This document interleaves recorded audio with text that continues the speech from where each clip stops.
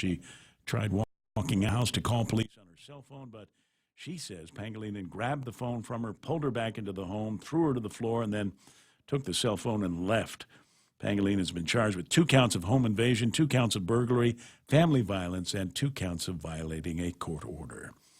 For these stories and more, log on to postguam.com or pick up a copy of today's Guam Daily Post. Ray and Mike now with some weather. Have we been through all of the, oh my God, it's going to be nice today, but probably going to rain like the dickens tomorrow and the day after? I think we are about there in the forecasting and the work that we've got to do. 8:12 in the morning, 888-8255, 888-TALK is the telephone number around here, and that's what the forecast has got for us. Partly cloudy skies in the forecast today, and it could go mostly cloudy. Could be some thunderstorms later on today and into tomorrow as a result of all this. 6:52 for sunset tonight, and about 90 degrees. Might be a little bit warmer. Your mileage may vary on this, and that has everything to do with the fact that it's hot and there's some moisture in the air. And one thing to note, that if we don't get the cloud cover, with the temperatures being where they are and the moisture that's come in, there could possibly be some heat index talk a little bit later on, so we'll see how that goes.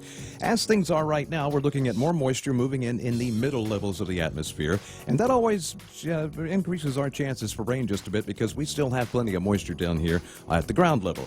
Plus, you factor in the lighter winds that are moving in from the east, and you get a situation where you get these clouds that move over the island, and then the island gets really hot with the daytime sun, and you get a lot of vertical motion, upward. Upward motion sends moisture up into the atmosphere where it cools and turns into rain, and sometimes it even gets up real high where it starts turning into thunderstorms and things, and that will usually impact central and western areas of the island, and I think that's what we'll see maybe today, but definitely by tomorrow and into Friday, and possibly the weekend as well. This should be a refreshed feed, but just in case, let me refresh the feed coming in from the radar imagery, because I want to make sure I can see. For most people, it might be one of these wet mornings. Yeah, it is, and we can see we're in that diurnal cycle coming into the end here, where the nighttime showers are kind of fizzling out off to the east. Boy, didn't they? That happened fast. Yeah, the ones off to the west, that's associated with kind of a weak disturbance. It's pulling on out, and that's kind of caught up into a different kind of monsoon flow affected by systems that are off to the northwest. There's a lot going on over there. For us, just some of this shower activity coming through. These may fire up a little bit later as the sun comes up, and then again, that you can see they're moving very slowly as well, and that tells me those light winds are coming on in. And again, I would give us a pretty good shot for some thunderstorms today, but definitely by tomorrow. I'm curious about something. Our lights blinked here for a little bit, right in the middle of Kevin's newscast. As far as I know, everything ought to be all right. But if our lights blinked, somebody else's lights blink too, so watch out for some of the intersections. I know we had some rain here this morning, and that might be the reason why things blinked up. We'll watch and see what happens. Your mileage may vary on this, but watch out for blinking lights or no lights at certain intersections as a result of GPA blinkage. There's also a water outage in Santa Rita that I haven't mentioned this hour yet, but down in Santa Rita there is a water outage there. Emergency deal. Looks like 4 o'clock before they get everything reconnected down in that area. If you got water, great, love it up, groovy, and otherwise, it's their problem, not yours. The bill has been paid. They just got to go out there and fix something. 8:15 in the morning, and we got sports, I think, with the Blake coming up next. Business travel just got easier. Take your data plan with you for only $10 a day to all 17 data-to-go destinations.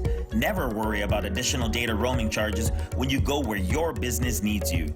The U.S., China, Thailand, and so much more. Have the assurance you need to check emails, surf the web, and stay connected. Call 688-2677 today to make sure your account is data-to-go ready. Docomo Pacific. Better together. All right, thanks, Jared. 8:16, and portions of the program brought to you by my pals over at Ruby Tuesday. Starters, lunches, and dinners priced to please on a brand new RT. That's Ruby Tuesday's favorites menu. There's dips and wings, burgers and tacos, steaks and salmon. And you don't have to get the steak and salmon just by itself. They've got different toppers for this kind of thing. It's very, very cool. Available for a limited time at Ruby Tuesdays Guam. Also brought to you by American President Lines. APL has global presence with a local home. That sounds nice, doesn't it? And the guys over at Micronesia Renewable Energy. You know, there's never been a better time to go solar. Ask them about battery storage, 632-2613. Family Finance has been serving the people of Guam since 1959, and they'll continue to be there for you in the years to come. Whether you're looking to get a personal loan for that summer vacation or paying off those long overdue bills, Family Finance has got you covered. Apply for a personal loan from $1,000 up to $3,600 by calling Family Finance in Agutya at 475-4545, Upper Tumon at 647-5626, or in Dededo, 633-4473. Family Finance, serving the people of Guam since 1959. I got you. Portions of the Ray Gibson Show also brought to you by the guys over at Take Care Insurance and Wendy's, where they've got just a terrific salad there. It's one of my favorites when they come out. The Berry Burst Chicken Salad. It's got berries, obviously, it has strawberries and a couple of other ones that they've got in there. Feta cheese and grilled chicken. Now, I'm a fan of grilled chicken when I'm pretending to eat clean, but that's not all the time. So when I get the Berry Burst, I always ask them to make that with the spicy chicken sandwich. It's a spicy chicken that they put in the spicy chicken sandwich, because that's my fave over at Wendy's. Also brought to you by my friends over at Cars Plus. They're your friends, too. We've been watching Joey race for all of his adult life. Summer of Jeep going on right now. The Wrangler. How about the Compass, the Cherokee, the Grand Cherokee, with financing as low as 1.99% at Cars Plus in Mighty. Real Talk Radio is back. Welcome to The Point, Guam's FM News Talk Superstation. Wonder what that was all about. Got word from Nate Horn on Facebook Live that Napa is in had blinked as well. I don't know about the lights over in the Napa area, but they're got the blink from GPA just like we did around here. 8:18 in the morning. I think all systems are go. Facebook Live seems to be working. Nobody calling me up telling me the transmitter's off the air. So I think we're in good shape. If the lights flickered between here and Napa, then it probably wasn't a cat, more like a carabao. Could have been something big out there. Anyway, 8:18 in the morning, and I hope you got incredible plans for the 4th of July weekend. There's which is going to start for me at 10 o'clock this morning is when the 4th of July weekend is going to get started. It's like we have 2 Fridays, Blake. It's like there's 2 Fridays in the week. Mm-hmm. And what's even weirder for me, because I was out yesterday, so it's like I've had 3 Fridays. Like I came in here today thinking today was Monday. Yeah, but you've got with you it's you've got some weightier responsibilities that kept you away from here yesterday. Yeah, and also what it was is too, spending a couple nights away from your comfort zone at home, like in a hospital. Yep. Will kind of discombobulate you, make you think that it's a different day and your concept of time just goes out the window because you've pretty much been in the same room for a day and a half straight. Yeah, and it's one of those where you go to your social media and you see everything, and then wait 5 minutes, go back to the social media, right. see what's been added there. Yep. So who's been adding things to the socials? 8:19 in the morning. Blake Watson in the studio, because it must be time for Sports with Blake.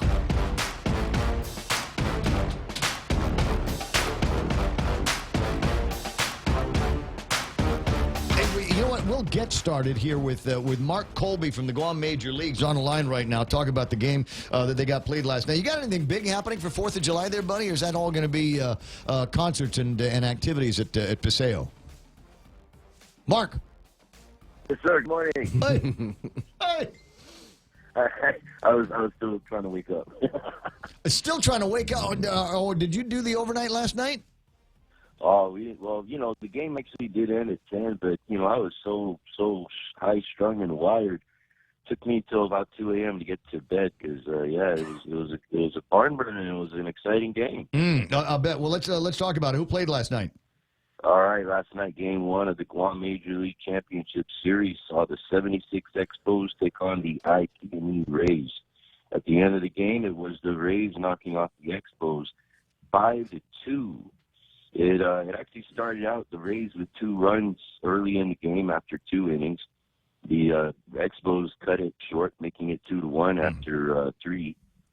The Rays got an extra run in the 5th and picked up a couple more in the bottom of the 6th to take a 5-1 lead. Wow. And Expos rally ended up short with some great defense and some pop-ups that really cut them short. The final was 5-2. Both pitchers went the distance in complete games. Paul Pangilinan for the Rays picked up the win with 1 K, and Darren Juan Franquez took the loss with 3 strikeouts. Ooh. The sticks for the Rays, we had B.J. Balahaja went 2 for 5 on the night, scoring a run with an RBI, and he had a stolen base.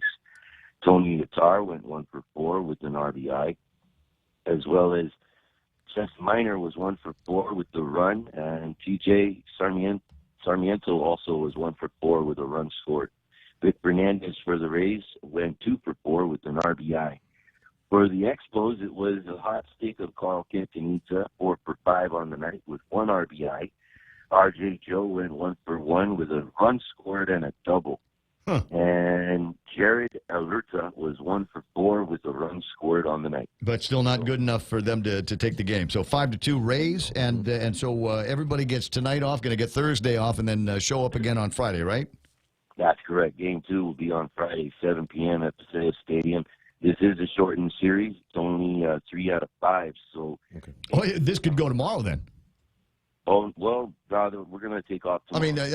I meant on Friday. The series could be over Friday night.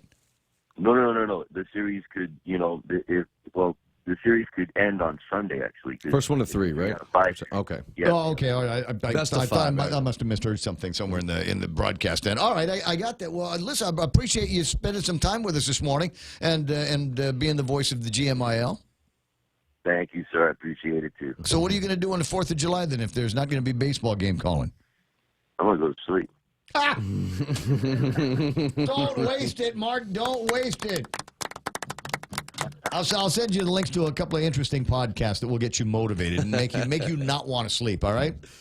All right. Sounds like a plan. You the man. I'll talk to you pretty soon, 8:23 in the morning. And there's virtually every mom and dad on Guam that is going to be loving up their kids for the next, 12 to 24 to 36 hours because they're going to be plane loads of Guam kids that are going to be headed off to the SPG. So many. Tennis, I think we've talked about taekwondo. I know volleyball, of course, we've talked about basketball. I saw a little blurb or a little side headline earlier that said weightlifters expecting to bring home some hardware. So I guess they're gearing up to go. And yeah, like you said, it's all kind of getting ready now on the next day. I'm trying to pull up my little counter here. There's a bunch is going to be happening on Monday. A bunch of the games are going to start on Monday, so those teams are leaving early. And I was looking at the schedule the other day, and there's a lot of teams actually that are going to be starting on Monday. So it's going to be busy outbound over at the airport. And I think a majority of them do go out, to start the games. And I think sometimes, or if I'm remembering it right, it's usually like the weightlifters, the paddlers, maybe even the basketball players, they kind of go about a weekend. 'Cause it's about a 2-week festivity. It lasts about 2 weeks. And like Ray said, Pacific Game Countdown counter is 4 days, 7 hours, 35 minutes, and 12, 11, 10 seconds. For those of you that, because there is that kind of thing going on. Right. Interesting front page of today's Guam Daily Post. Rhea Macaluso. I'm glad you brought this up. Is out there doing the running and has been accosted as virtually every female runner I know.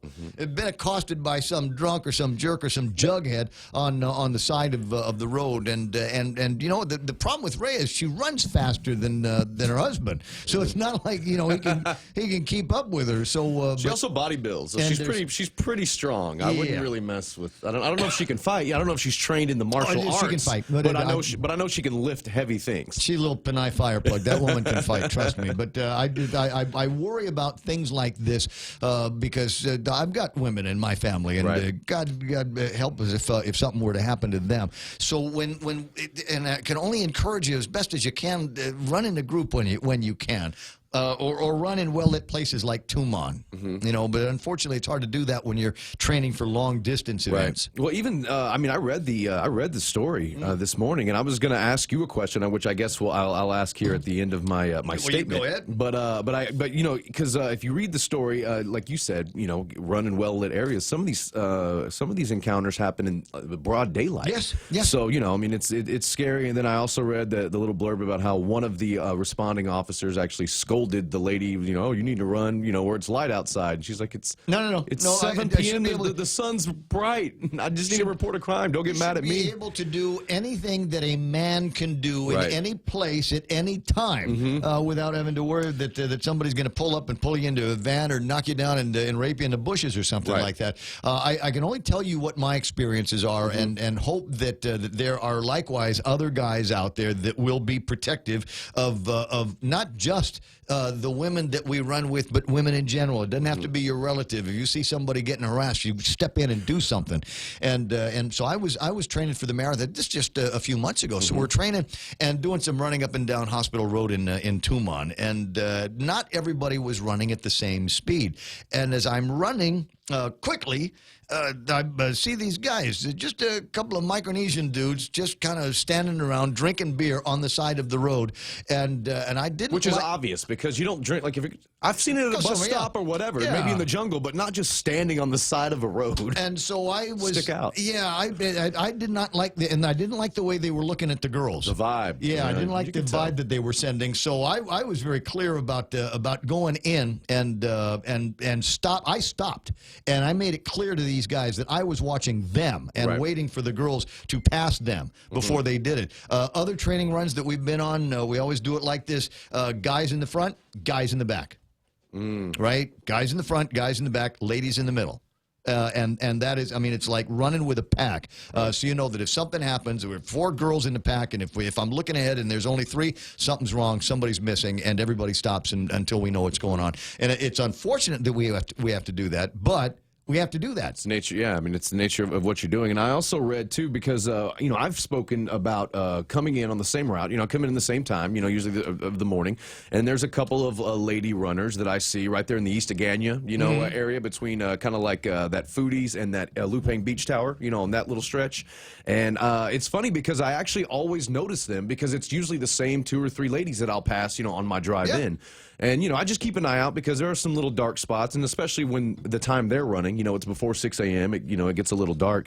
But I was going to ask you, and you've kind of answered my question. So you have noted, it's not just this article. There have been instances and encounters that you've heard about for a while. I've been on the road for 10 years. You see all kinds of stuff. Yeah. It's freaky, isn't it? Yes. What happened? Whether it be dogs or whether it be... no, I'm sorry. Kevin's motioning to me, and he's got his fingers looking like a gun. That's extra weight. Unfortunately, it's extra. I've actually looked to see if there was, because I've got a water thing in the back, and it really wouldn't be all that difficult to put some kind of a holster on. Right. But guns aren't light. Yeah. Guns Seems aren't light. like that would be a perfect training tool then, because it weighs you down, and then boy, when you get to the real run, you don't have that extra 5 pounds. Yeah, like a donut on a bat. Look, it's just one of those things. Be aware that the women are endangered around here, practically everywhere, and just because you've run that route 1,001 times and nothing's happened, well, today could be the day that something happens. The Glock is pretty light. Isn't it? You got it. Well, even the 43 is not the lightest one in the world. I mean, how many bullets you want to put in there? Right? The knife, Glock, mace. They make mace for things taser, like that, and just all kinds of other stuff. Protect yourselves, ladies, and trust me, if I'm on the road with you, I'm watching. Yeah. And again, because the article does mention how Rhea tried to, kind of flag down a fellow another motorist, and they just kind of drove right on past the situation and didn't want any part of it. So Amanda James says yes. I guess she's happy with us having this conversation. It's bottom of the hour. A couple of minutes that we've got left in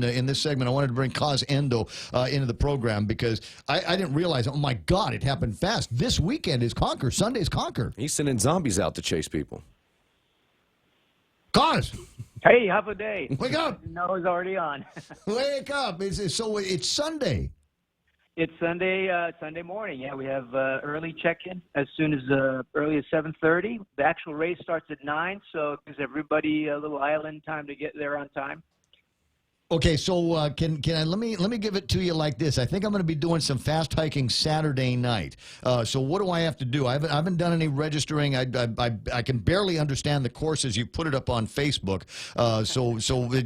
What's the absolute latest that I have to stand in a line to get registered and in? Well, the good news is we'll be taking event day registration throughout the day. Okay. Actually, you can also start in later mornings. So if you can't make the early start, which is what we kind of like everybody to do so they can be part of the video production. Yeah, well, I mean, there's, of course, the Parade of Nations that we're going to be there. I'll be representing Mong Mong Totomaiti. There you go. All right.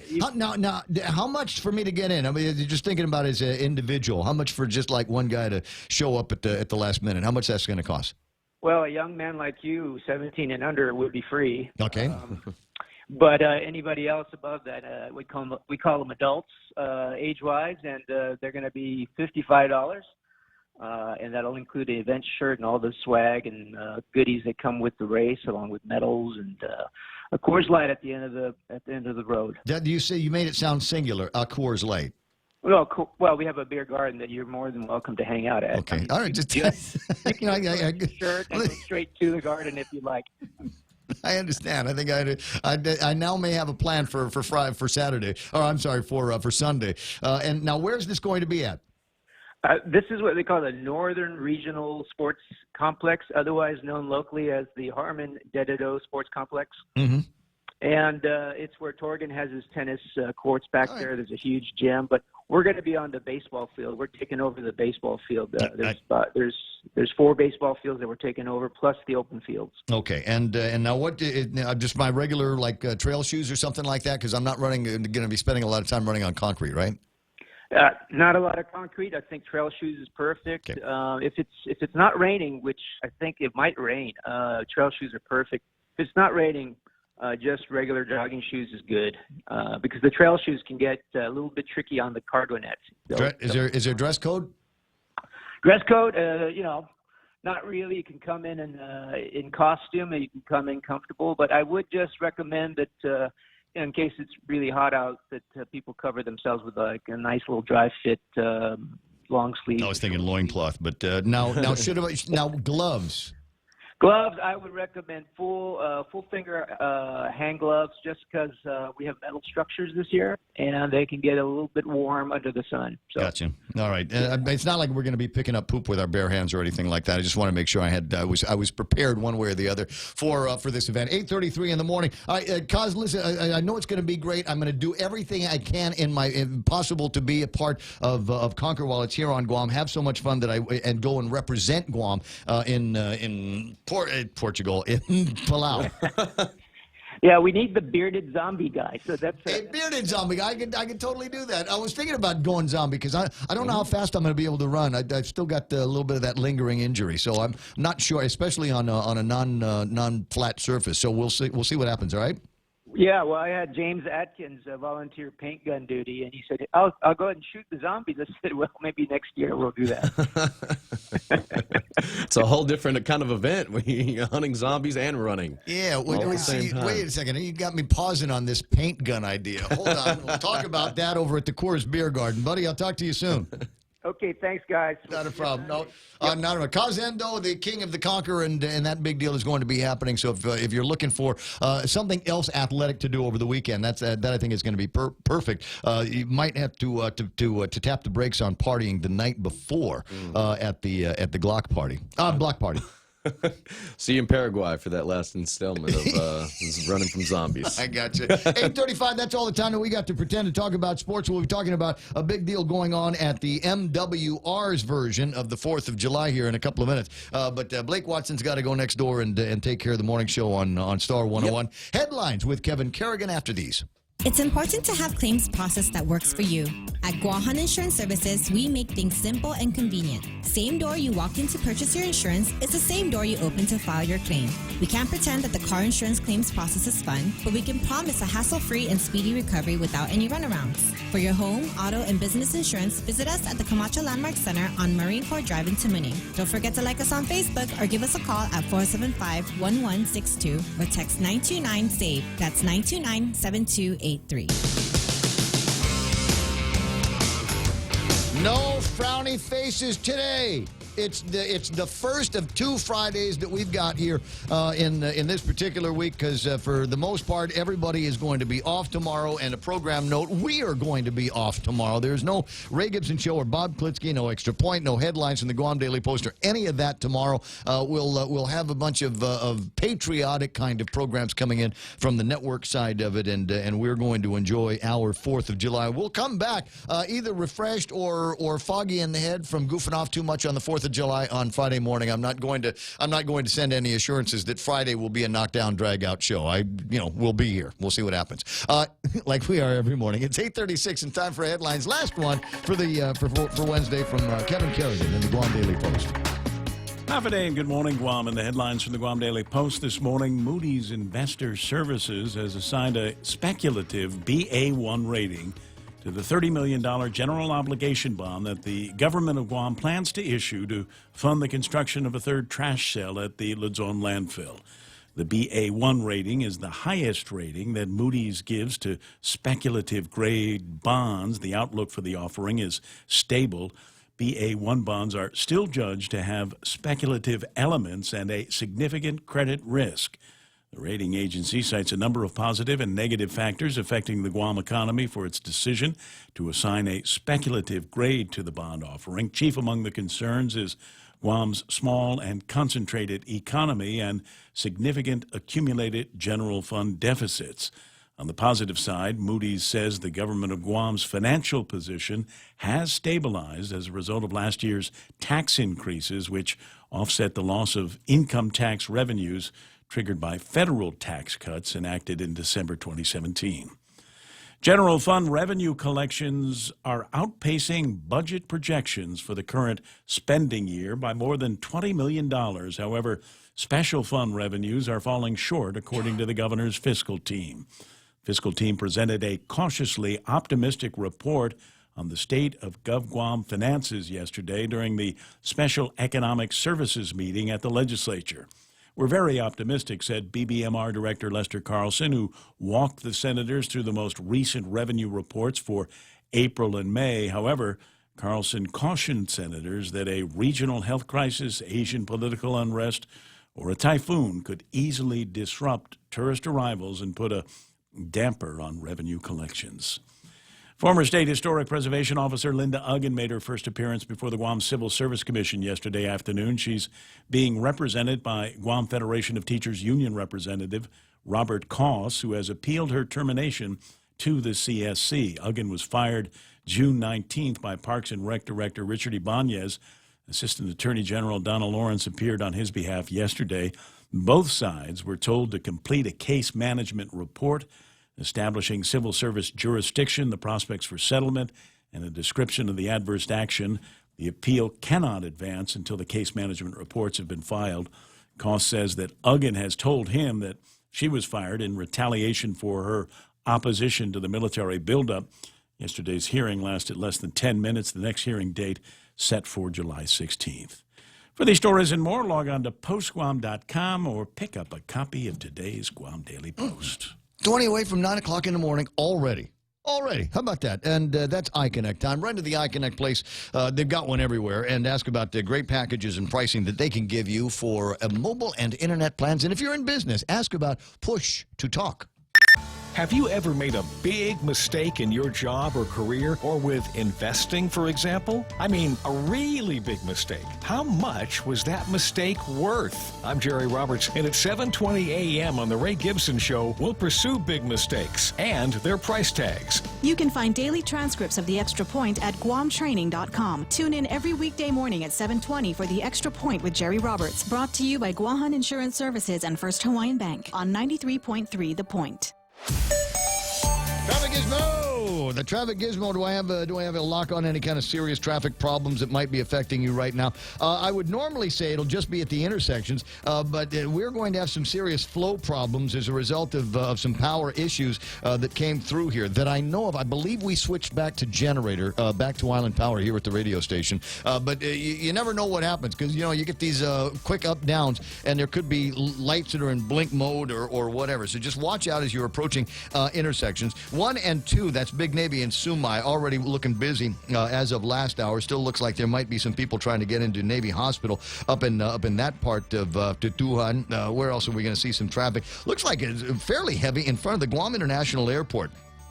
Right at the turn where you would go from Home Depot side, either up the hill towards Tidzen or up the hill towards the rest of the area. I got traffic in both directions. It's moving fairly slow. More slow inbound, that is, if you're coming from towards Marine Corps Drive. 10 and 16, not so bad. 16 in Alageta, you'll see some delays there. 8, 10, and 16, not so bad unless you were trying to get to the intersection from Route 10. That's all I got for you in terms of traffic. If you see something bad happening out there, do something about it, and then take a picture, send it to me at the WhatsApp. The number is 988-5874. Let's see now. Fast, easy, affordable. That's the best way to describe my home loan at Bank Pacific. Fast, because we give quick decisions. Easy, because we've cut back on the paperwork. Affordable, because today's home loan rates are still so low. So see us today to refinance or consolidate, or to buy or build your new home and save yourself some money. Bank Pacific, where others put branches, we place roots. Equal housing lender, member FDIC. Viva Bank Pacific.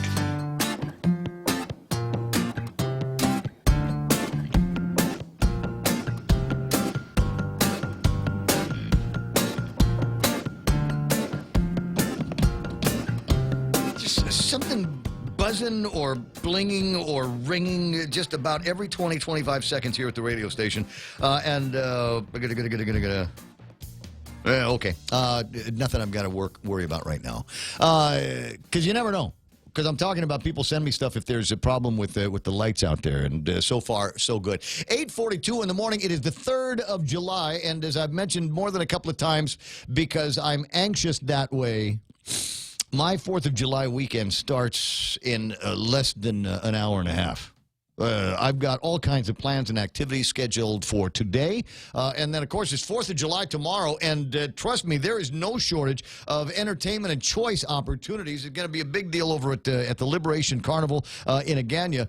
But there's also going to be a big deal down at Polaris Point as we are having another star-spangled kind of entertainment spectacle that's going to be doing down there. With me on the phone, I've got Captain Jeffrey Grimes. You might recognize that name. He's currently with the United States Navy here on Guam. Is that right, Captain? Captain Jeffrey Grimes. Good morning, Captain Jeffrey Grimes. Good morning. How are you today? How's the day? I'm doing all right. Half a day to you. Are you already celebrating? Can I ask that question on the air? I'm celebrating every day that I get to come to work here at Naval Base Guam. Amen. I'm so happy to hear that. Now, are you the kind of, can I call you skipper? Are you a captain that I can call a skipper? Because I know that there's distinctions. Yeah, no, that's fine. You can call me Skipper. Oh, right on. All right. Skipper Grimes on the line, and he's here to talk about the festivities that are going to be taking place, MWR thrown over at Polaris Point tomorrow. When's the fun start? The fun starts at 3 p.m. We open up the gates, and about 4 p.m. we'll start having the entertainment show up. And goes all the way until about 7 p.m. when we have the Majority, which is a Las Vegas-based reggae band, and we'll follow it up with a great fireworks show. All right, now let's go through some of the other entertainment, because I know we got this Vegas band that's going to be in doing some reggae tunes, some great island stuff that people are going to be jamming back and forth to. But we also got a local band that's going to be down there, right? Yes, we definitely. We have John Dank's show. And we recently added another show. I forgot who it was. No problem. Napoli, yesterday. He just got on board with us yesterday. So Mike Napoli will also be there, and then we also will be having the Talent Box do a little show for us. So Talent Box is great. My daughter used to go to Talent Box. That's an awesome place. Now, how much is this going to cost me? It's going to cost you nothing. Matter of fact, free. It's family friendly. And open to everybody in the public. All you need to do is come to the base with a U.S. driver's license or a U.S. passport, and we'll let you right onto the base at Polaris Point, and everything is free from there on. My daughter's, I might go, and my daughter might want to come with me. She doesn't have a driver's license or anything like that. Under 18. Do I need to bring a passport or ID for her? No, under 18, you're fine. All right, so it's just if you're over 18. Identification, and everybody else will just won't be required anything to get on the base. All right, any restrictions on coolers and outside stuffs? Yeah, the general stuff. No big coolers. We have to provide not only going to provide a very great event for fun, but we also provide safety. So yeah, no coolers, no large bags, no alcohol, though we will be serving some there through required vendors, but. That's the kind of general limitations. All right, so but definitely no heroin, methamphetamines, or firearms, right? Yeah, we wouldn't prefer that, and that would probably be a good response from my federal police. I got you. Hey, what you got a fireworks show that's going to be going off. What time's that going to go? It goes off around about 8:30, about 8:30 to 8:40, right after the last set by the majority, and we'll kick right off into the fireworks show. I got to do a Google on this band, The Majority. As you said, Las Vegas-based kind of reggae group. There's an interesting combination of words. Let me bring in my deputy PAO, and she can give you a little better musical review here. How's today, Ray? It's Val. How are you? I'm doing awesome, Val. I'm glad to see that you're hanging out with the guys over at the MWR. That's an outstanding outfit. I've had the opportunity to work hand in hand alongside the folks at the MWR over the course of the years, and it's great to have a pretty brown face working with them as well. Absolutely. Thanks so much, Ray. So the majority, they come out of Las Vegas, but they are from the Polynesian Islands. We've got Hawaii and Samoa. It's a 6-man band. And, you know, the great thing about this band is that there's a little bit of something for everybody. I mean, it is a reggae-based band, but they've got, you know, hip-hop, a little bit of rock, a little bit of country. I know that Armed Forces Entertainment has brought out artists like Rebel Souljas. So if you like Rebel Souljas, if you like Fia, you know, they're a great group to listen to. And so I'm really excited about having them here. I believe this is the first stop for them on the Armed Forces Entertainment lineup, and then they'll be off to other places in the region. Right. Oh, good. I love this. Now, speaking of regions, there are MWR outfits just like yours all around the world here. Is there activity like this that's taking place wherever the U.S. flag is flying? Absolutely. Go ahead. No, that's a definite. As you said, all the all the installations, the naval installations, the organization, morale, welfare, and recreation. That's what MWR stands for. They're part of that, and that's their main job, to bring these type of events and also day-to-day recreational activities to the sailors and soldiers, airmen, Marines, and Coast Guardmen that work here. Well, and there seems to be a whole lot more extra. I was on the beach Friday, and let me put it this way: I'd never seen so many white people I didn't know in Tumon, and so I'm wondering if either of you can comment. I'm not sure, you know, what the levels of secrecy are here, but are there other activities? Are there additional military activities going on in the last couple of weeks? More guys here. I want to say it was up at I'm told that there are a bunch of new guys swinging around the Air Force Base. Yeah, there's you know, I won't be able to comment exactly on the Air Force Base, but I'll tell you here at Naval Base Guam, we bring in people all the time. It's a very busy operational place for our strategic location. Just today, two Canadian ships came in for a day or two and left. A Korean submarine was just here. And then that's just an addition to our normal U.S. force rotation, which is a daily events that come here to keep the Pacific free and safe. I got you. And a question from a listener. Now, I'm not sure how serious they are in this, but, you know, having the difference between what you're doing at NWR and what they're going to be doing over at the Liberation Fairgrounds. Will there be any gambling at Polaris Point? There will be no legal gambling at Polaris Point. None that we know of. Any special invitations that you want to extend? I know that you say this is open for everybody on Guam, not just the military, not just soldiers and the soldiers, sailors, airmen, and Marines. It's open to everybody on Guam. But is there anybody that you'd really love to see more of?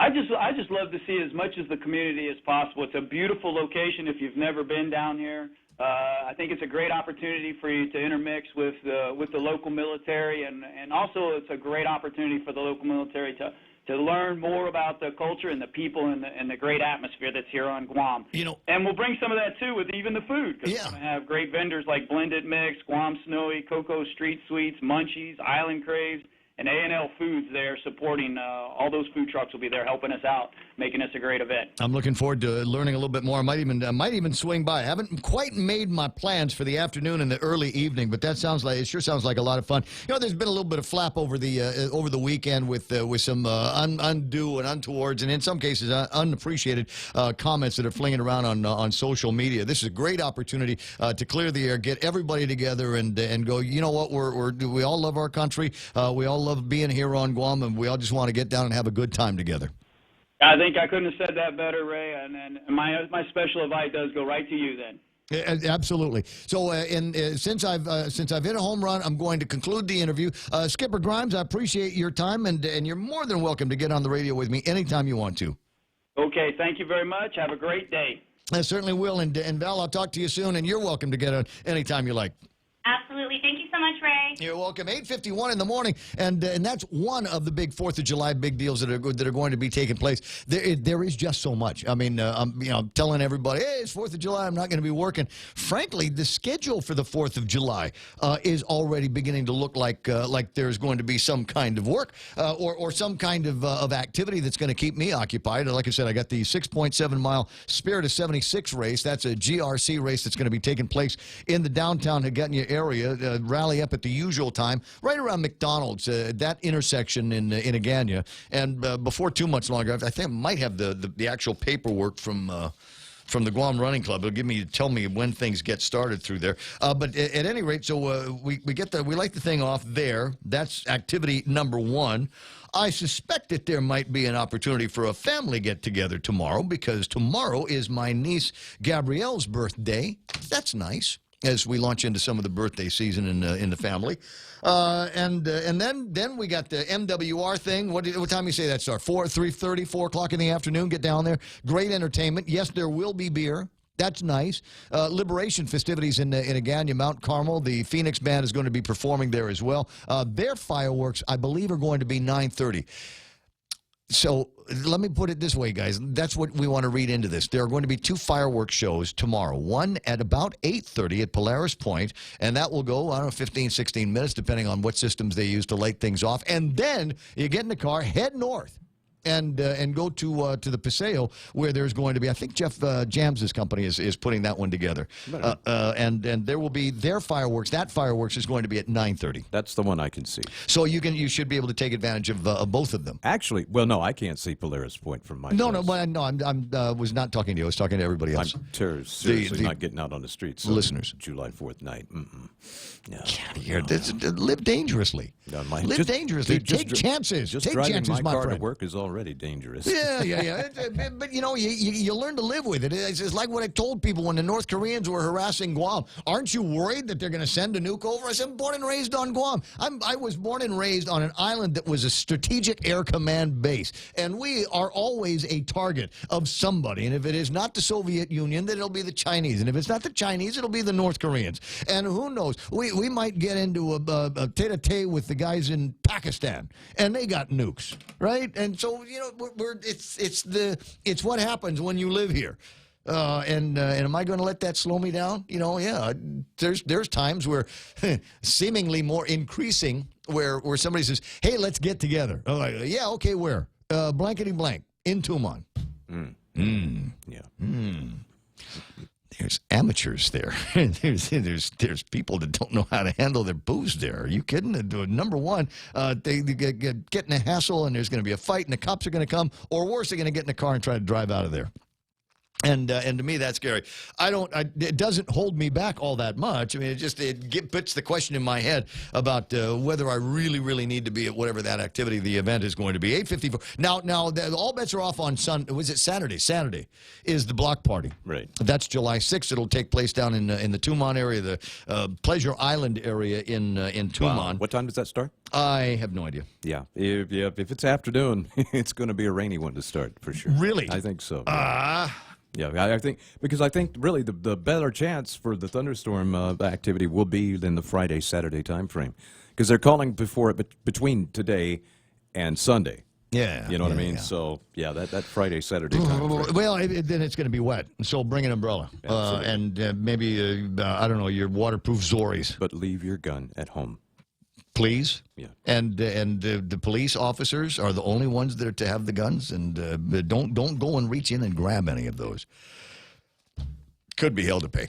At any rate, it's 8:55 in the morning, 888-8255, 888-TALK. We have been down a couple of political gossip roads here this morning. In about an hour or so, the legislature is going to be called into a special session by the governor. The governor is not that kind of session. That's going on now. I said in an hour.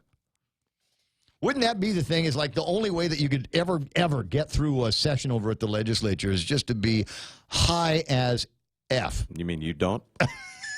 No. No, and I'm trying to get somebody. I'm trying to get, there's got to be somebody out there that would do this without it costing an arm and a leg. But, whenever the legislature goes into session, I keep going, there's too many pauses, there's too many interruptions, there's too much other that goes on.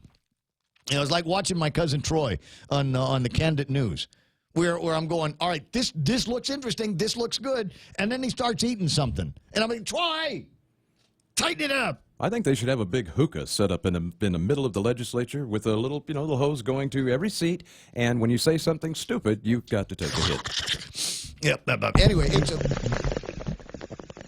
so they're going to get together and what at the legislature? See, now I just criticizing my cousin about tightening up, and then you play the bong noise, right? My bad. Just came back. Okay, so for the third time, I'll try again. The legislature has been called into session by the governor. What's going to happen when they get out there? Now, will it be one of those where there's been enough browbeating and enough messages going back and forth in the entertainment WhatsApp channel that has got to exist between Adelup and the legislature, where they're saying, "Come on, guys, come on, you guys." We got limited amount of time. It's between now and August the 4th to be able to get what's his name, the Attorney General, the money and whatever else, the authority that he needs to be able to hire a law firm to put out the RFPs. And there are, if you can Google it now, you can go on the Google and just put PFAS lawyers. And I did a search about an hour ago that I thought was interesting, the way I put it. Most successful PAFs law firms. That's what I wanted to find. Because I wanted to see if this Napoleon Shikolnik was among them. Napoleon Shikolnik have sent unrequested letters, I suppose, of interest or communiques to people in the government of Guam offering to do some legal work on our behalf in this multi-jurisdictional lawsuit. And I'm sure that they'd be going in on a contingency basis because the money here is huge. The money is huge. 3,500 municipalities lined up against the DuPont company, and they settled. There was a settlement in this case. Listen, here's the deal. It's easier in some cases to settle than not to settle. Fight it every year for the next 40 years. And so these guys have said, that's it, no mas, we'll settle. It's a big amount of money, but I'd rather pay you now than pay you and the lawyers, the blood-sucking lawyers over the rest of our lives. You know, I asked this question. And the money, it was $670 million in just this one set of legal wrangling. I'm curious because we're talking about these things the chemicals have been found in the wells, and that seemed to be a big deal, shutting down wells. It seems to me like the chemicals are in the aquifer, and the wells are just drawing them up. I think we have a much bigger problem here. Who knows? I don't know. I mean, and then we start talking about the potential damages of the PFAS. And the problem is it looks, all of that to me looks like all of the other crap that we've got floating around here, with one exception that we talked about a little bit yesterday. You weren't here, so I might bring it up in the next hour unless I get too crazy busy. 9 o'clock in the morning, Terry Knapp will be joining us in the morning, and we've got some friends from Upward Bound, should be in the studio here in just a couple of minutes. In the meantime, the radio station is KUSG Hagutnia, 93.3 The Point. Stand by now for Fox News. This is a Fox News Alert. I'm Rich Dennison. A federal judge in Seattle today blocking a Trump administration policy that would keep thousands of asylum seekers locked up while they pursue their cases. The judge ruling that people who are detained after entering the country to seek asylum are entitled to bond hearings. Attorney General William Barr announced in April the government would detain migrants without offering such hearings. Decorated Navy SEAL Special Operations Chief Edward Gallagher found not guilty on the most serious charges he faced over the death of a teenage ISIS fighter. Among those charges, not guilty on the charge of murdering a wounded ISIS prisoner in Iraq in May 2017. Not guilty of the attempted murder of an Iraqi elderly man from a sniper position in 2017. Not guilty on the attempted murder of a young Iraqi woman from a sniper position. The only charge on which he has been found guilty is the charge of posing for a picture with the body of that dead ISIS fighter. That is the least serious of all the charges against him. Fox's Jonathan Hunt. Days after the U.S. Supreme Court dealt a blow to the Trump administration by sending the dispute over inclusion of a citizenship question on next year's census to the lower courts, the Justice Department says that question won't be on the population count. Fox's Kevin Corke at the White House. And this is a devastating setback for the Trump administration. You may remember after that court decision that the administration suggested it may have to delay printing the census forms, but then ultimately it decided after just about running out of time to meet a July deadline to get that census form printed, that in fact it would move forward with the printing without the question about citizenship. Opponents say it would discourage participation by immigrants, potentially affecting distribution of billions in federal funds. This is Fox News.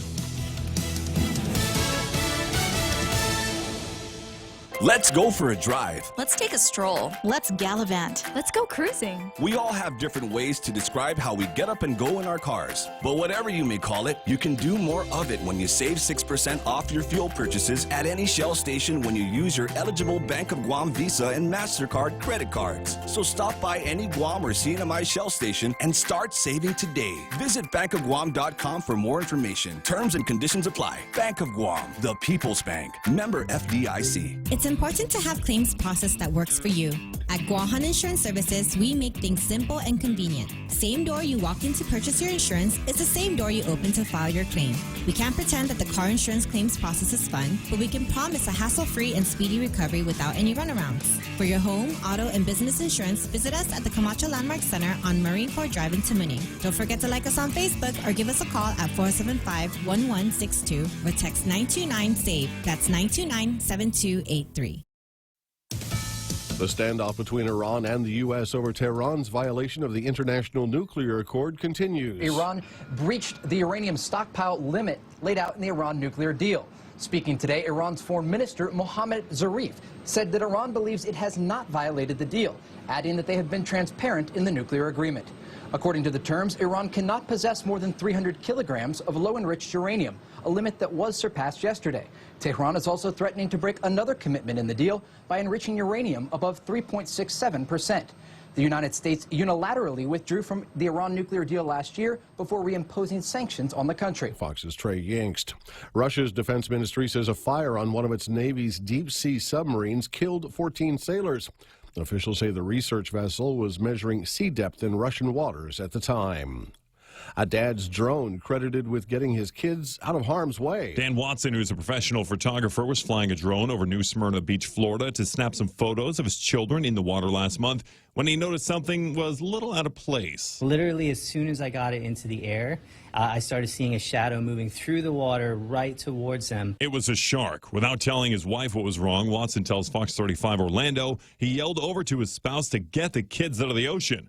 Now, the kids got out okay. Watson then showed his wife the reason why she had to hustle. The photo, which she described as terrifying. Just days before this, a teenager was bitten by a shark at that same beach. John Saucier, Fox News. 2 beagles working for Customs and Border Patrol are being credited with sniffing out 2 giant African snails in luggage from a passenger traveling from Nigeria to Atlanta. The dogs alerted on some baggage Friday, and when customs officials searched the suitcase, they found giant snails along with prohibited fruits and vegetables. Giant African snails are illegally imported for classroom exhibits, as pets, or for food. I'm Rich Dennison, and this is Fox News. Let's see now. Fast, easy, affordable. That's the best way to describe my home loan at Bank Pacific. Fast, because we give quick decisions. Easy, because we've cut back on the paperwork. Affordable, because today's home loan rates are still so low.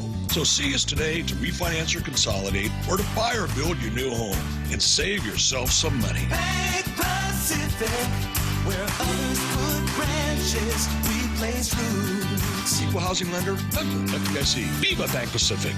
It's the Ray Gibson Show on 93.3 The Point, portions of which brought to you by a variety of very, very good friends of mine, Joey and Jen and Dunge, up at Cars Plus in Mighty, celebrating the summer of Jeep. You remember back in the 60s, it was the summer of love. Here it is, 2019. We've gone commercial. It's the summer of Jeep.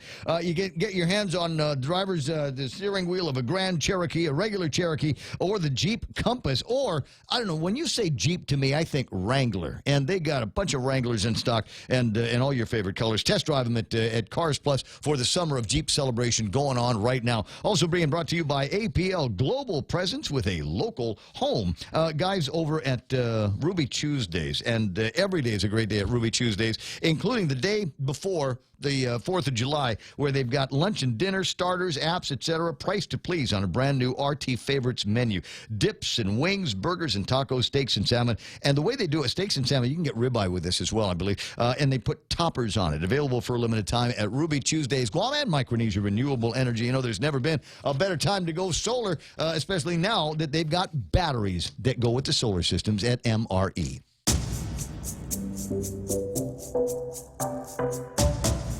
Any speaker, anytime. The Ray Gibson Show. Call now, 888-TALK. That's 888-8255.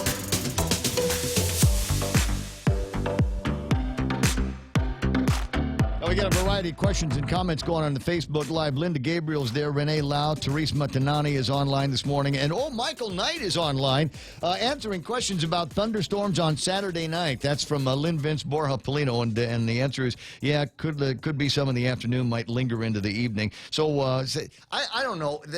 Will there be Will there be thunderstorms and lightning while there's fireworks? You know, the odds of that happening are got to be kind of astronomical. I suppose it's possible.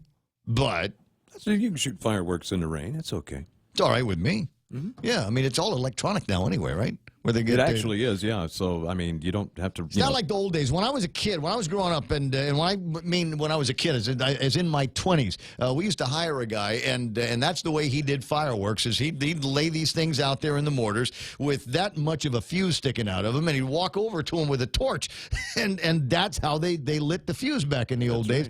Now it's all done with it's all electronic. You push a button, and there's a sequence. Push another button, and there's another sequence. Absolutely cool. 8 after 9, and also absolutely cool, is a very close friend, a personal friend of mine. Yoich Ringil is with the TRIO program, Upward Bound at the University of Guam, and he generally keeps me up to date on all of the comings and goings in that outfit and in that operation. And normally it would be somebody like him here in the studio this morning, but what did you say? He's got a meeting later on? Yes, sir. And he's not, don't call me sir, it's just Ray. It's just Ray. We're going to be best friends after this interview.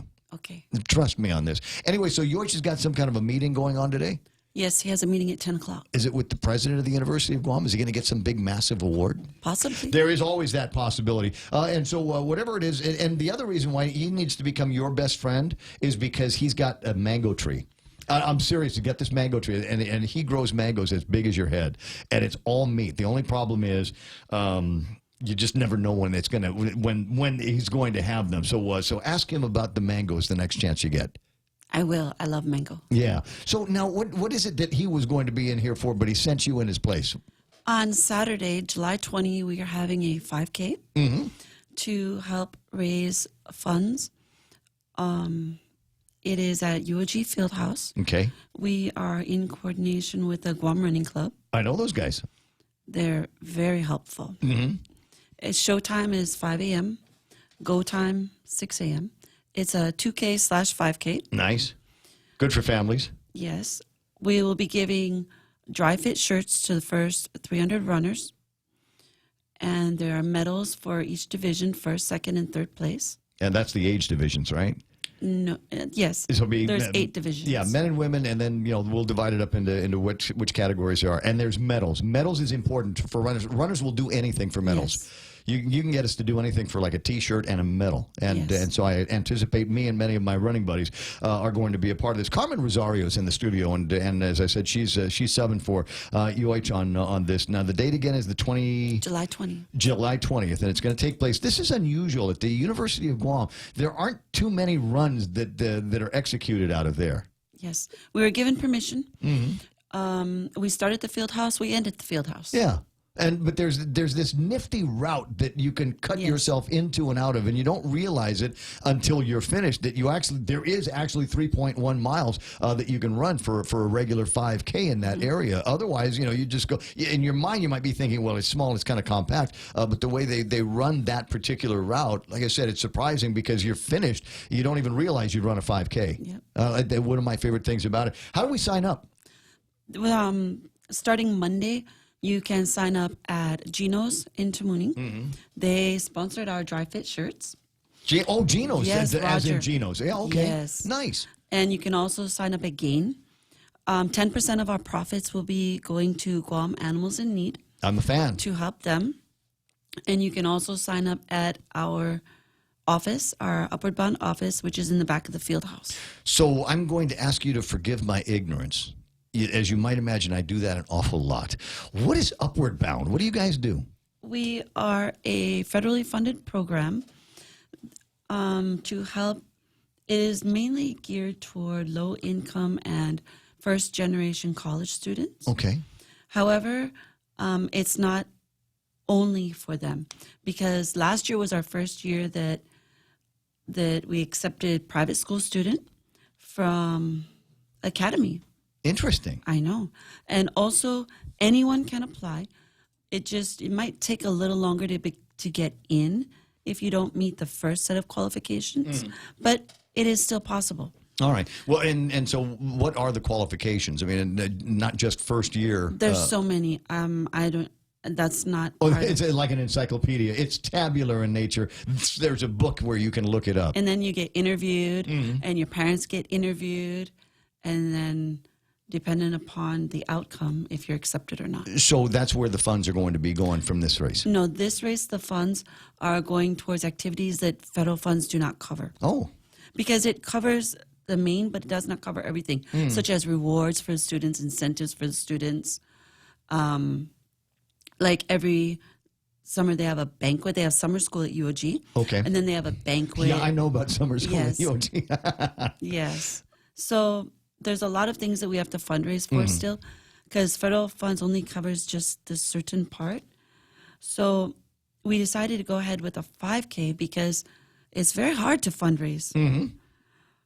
So we said, okay, let's try and get one major instead of many you can small. get some decent money out of a 5K and a 2K. Again, depending on some of the other things that you throw into a 5K, i.e., as I said, you've got the medals coming, you've got some great T-shirts for the first 300 finishers. That's always going to be nice. And then there's the opportunity to win things in the raffles, which is the other deal that you will find is that you can get runners to show up if there is a hint of something like, I don't know, a cell phone, a color TV, or an airplane ride. We're working on that right now. We have a few, but actually the small local businesses are much more accommodating than the big businesses. Well, they've got, depending on who you talk to, there's no shortage of people that'll give you a gift certificate for a free meal or come on by and they will do a 2-for-1 or something like that. Umbrellas and bags. I think the Bank of Guam has given virtually everybody on Guam an umbrella or a bag that ever showed up to any 5K ever. So you got that going for you. There are some that we cannot touch because it's in the endowment foundation for UOG. So there's certain ones that we cannot solicit. But Boy, there's some rules and regulations on this. I understand, but it's a tight family. But generally, you send out the letters to somebody, and they'll be able to come through. Is there a big prize that you can tell me about? Not yet. Not yet. But there will be. But okay, so we'll keep a string on this relationship together here, Carm, and that way, when we know what that big prize is going to be, then we can start talking about it on the air. How much to join? It is $10 per person and $35 for a group of 4. However, if you show up on race day, it's $15 a person. And Period.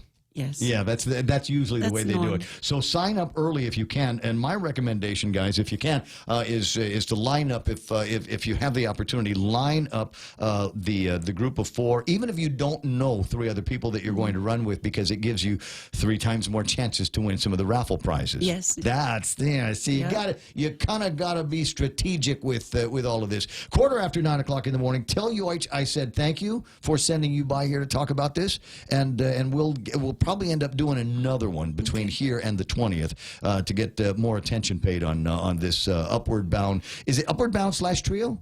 It's Upward Bound under Trio programs. Under the Trio programs. Okay, so there's a wired diagram that I'm not 100% familiar with, but it is going to be a good time. Carm, thanks very much for coming by. Thank you so much, Ray. You're very welcome. It is the Ray Gibson Show, 9:15 in the morning, and we'll return in a second. You want me to iConnect time here? I don't have to? All right, groovy. Be right back.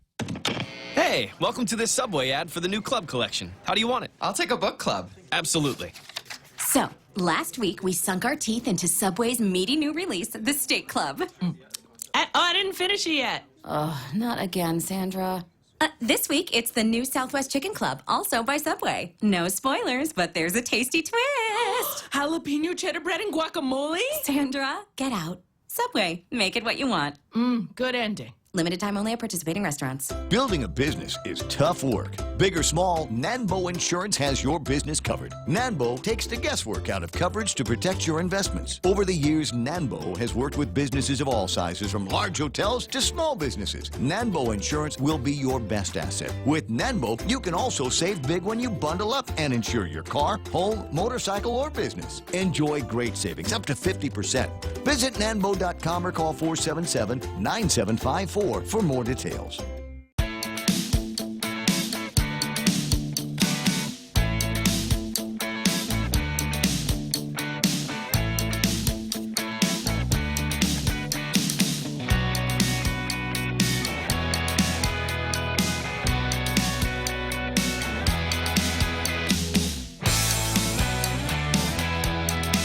ROOTI.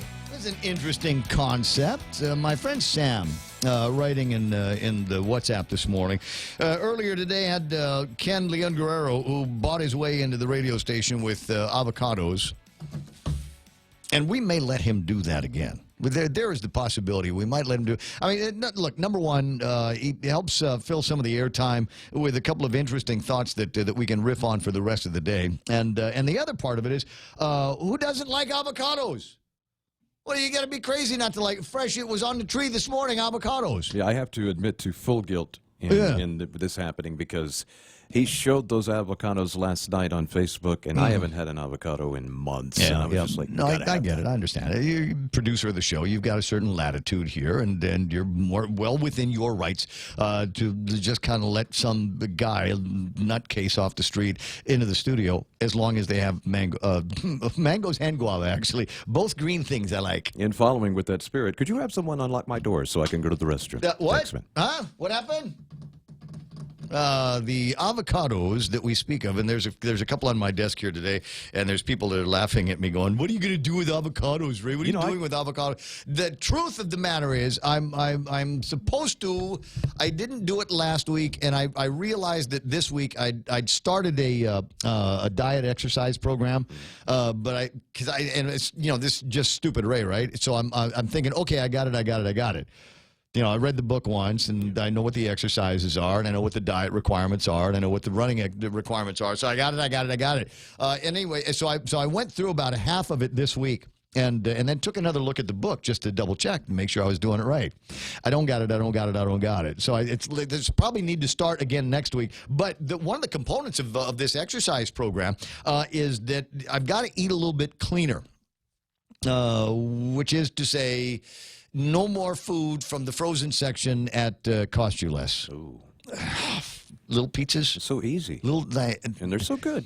Little pizzas, and you know what else? They have the sliders, the White Castle. Oh, yeah. They have frozen White Castles. You get two in a little pack, and it's 60 seconds in the microwave oven if they're hard frozen like that. And you just, a little ketchup, some Tabasco, cold beer. What? Shut up, right?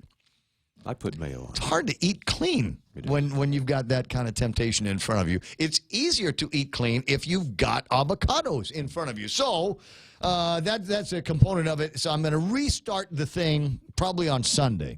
Well, there you go. And so those avocados should keep between now and then, or if anything else, just tide me over until I get a chance to go and do some clean food shopping to begin with, one way or the other. 888-8255-20 after in the morning. And so I was talking about something that Sam Beanie wrote while we were talking, when I got distracted about talking with Ken. Ken was in here bringing up a variety of ideas that they want to be able to make kind of voter initiatives. We want to be able to empower the voters here, because it always seems to me that it doesn't make any difference how you vote in an election. We still manage to come up with, I call it unsatisfactory results. Here it is. It is the 3rd of July today. We have had for all intents and purposes, almost a brand new legislature. We've got a new administration under the Democratic Party at Adelup. And let me ask you this question. What has anybody done around here that's made your life better? The dead air is intentional. You know, I can't stand it. And I'm talking about what is it, and I'm not saying, well, for me in my industry, well, this has happened. For me and these guys, oh, that I can see that it's been a positive impact on. I mean, everybody. I mean, something good to happen for all of us simultaneously, regardless of color, creed, racial background, sexual preference, and zodiac sign. What has happened out there in the first half of 2019 that's made anything better for us? And I think it's a legitimate and fair question to ask. I've seen lots of proclamations. I've seen plenty of those. We've got all kinds of new department heads, departments that we can look at. It's been great for me as a talk show host guy, but I don't know how great it is for you. We got increases in this, increases in that. We got the legislature that's entertaining the idea of putting some use tax, enforcing the use taxes on off-island purchases. I swear to God, these people have never seen a tax that they didn't like. So you don't count gambling at the carnival? I don't know that that's benefited everybody. Do I still have it? I do. And I'm still trying to figure out whether this is legal or not. I might leave this for Bob Klitschko to riff on later on today. There is an ad that went out in the newspaper last week for the House of Cards over at the Carnival. And it was touting a House of Cards Texas Hold'em grand drawing for a 2019 GMC Canyon. Isn't that nice? Right? They're doing, number one, they're advertising for gambling at the Carnival. And they talk about card games. They're Texas Hold'em, Blackjack, Baccarat, Pusoy, Monte, Super Six, Pacific Poker, Dragon, Tiger. And I'm going, wait a second, they're buying advertising for this. First of all, you need to advertise on the radio. I don't know what you people are thinking. And second of all, doesn't this, I'm sure that the newspaper didn't print this for free. So is that less money now that would go to Jeff Cook and whatever fund it is that he's trying to stand up, whatever good deed we're trying to do with this money over at the Carnival? Evidently, it's give away a car. We're giving away a car. Now, there's going to be a winner. So did they buy a car with the proceeds? Do you think the guys at GMC just gave it to them? Here is a car. What's a Canyon going for? It sounds like about a $35,000 car, doesn't it? That's probably the low end. Yeah. I think I test drove a Canyon once upon it. You remember that television show with the fat guy Canyon? That one, yeah. No, it's Canyon. Actually, was the name of the show. So I'm curious as to what there is here. Getting back to the point, you just sit around and you go, wow, we had this whole election, and what have we got to show for it? What will we have to show for it down the road? Now, I will say that the roads are getting nicer. And I don't know how much of that comes from all of the additional pennies of ours that are going into the purchase of every gallon of gasoline, or how much of that is coming from Uncle Fed and work that had been bought and paid for and contracted out in the last administration. I don't know. There was a conversation on the governor's address the other day where they were talking about, hey, we were able to finally get everything rebased on for Medicare at Guam Memorial Hospital. Yeah, that's great. That was done by Benita Maglonia, who was being held over from the last administration. That work didn't start in January. What did Ben Pangolini used to refer to it as? Saluting with somebody else's cap. So I'm just asking. I don't mean to sound like a pain in the butt on this. I just like to know what have you got? Nick Perlosky said, not a damn thing. They taught us to be more aware of government spending. I suppose that is a blessing, isn't it? But getting back to where I was in the last, I was talking about a WhatsApp that I got from Sam, and she mentions a thing called ROOTI, ROOTI, return on our taxpayers' investment, or return on our tax investment. They came out with, federal government came out with this, Public Debt Outlook 2019. And the public debt output in 2019 would seem to indicate that 40 to 45% of our GDP is debt. How much is that in real dollars? I think the number they came up with for Guam was either $14,000 or $16,000. This is what I refer to as governmental original sin. If Tom Shea is pulling a baby out of a womb right now, that baby is already going to be settled with about $16,000 a year worth of debt. It is, because that's what it is. The government of Guam has gone out over the years and borrowed all kinds of money for all kinds of things. And some of them are going to be worthwhile projects. You know, you talk to the guys over at CCU, and they'll say, well, we absolutely needed to do something for clean water around here, so we absolutely needed to find about $500 million for that. GPA is going to say the same thing. And we all like electricity, and you're going to say, well, man, the power blinked this morning for about 20 minutes. Yeah, but I'm old enough to remember that if the power blinked, it was probably going to be a lot longer than 20 minutes, and might be island-wide, by the way. But we've gotten a little bit more sophisticated in the intervening years. Trust me, kids, it's not as bad as it used to be. If you just came to Guam, if you've only been living here since this second decade of this new century, let me tell you, it used to be a lot worse. When I was a kid, the lights would go out at the house, and nobody knew when it was coming back on. And we'd get in the car and drive for two reasons. We'd get in the car and we'd drive around to find out just how far-reaching this was. We'd drive up to Fort Apugan and take a look around, because there was no talk radio back in those days. You know, there was no 24-hour newsrooms. There was no WhatsApps and Facebook to find out what was going on. You were on your own. You drive up to Fort Apugan and Agana Heights, and from there, you should be able to look around, look north. Do we have lights? Who's got lights up there? Dedero got lights? Dedero didn't have lights. Manila got lights? No. And then you look to the south, and from Fort Apugan you can't really see the south, but you can make out a glow if it's there. And sometimes you just go and it was so dark on Guam you could see all of the stars at night. And back in those days, there weren't a whole lot of places with generators. So if it happened around dinner time, you'd have to drive to a hotel, stand in line, and wait out a table, because they had air conditioning and hot stoves and hot water. Right, so that was the way. Or there was a place not too far away from where you live, about where Shirley's is. There used to be a place called Istamewa. Istamewa had a generator, and it was one of these. It was one of these big. Well, in my mind, in my memory, it was a big. Looked like it was 2 acres worth of Chinese restaurant, and they could sling food like you wouldn't believe. And it was always good. It was always tasty. It had just the right amount of MSG, cold beer, and air conditioning, and that's all you needed. Am I bringing back comfortable, loving memories for you? So what's the return on our tax investment? Maybe one of these days, I'll take a look at my year to date on my check stubs and find out how much I've paid in taxes so far this year, and whether I've gotten anything back on it. And that's just on my withholding, right? What about all the additional money that I'm spending on bars and restaurants and goofing off in this town? The additional percent on the BPT. How much government has that bought me? Mm-hmm.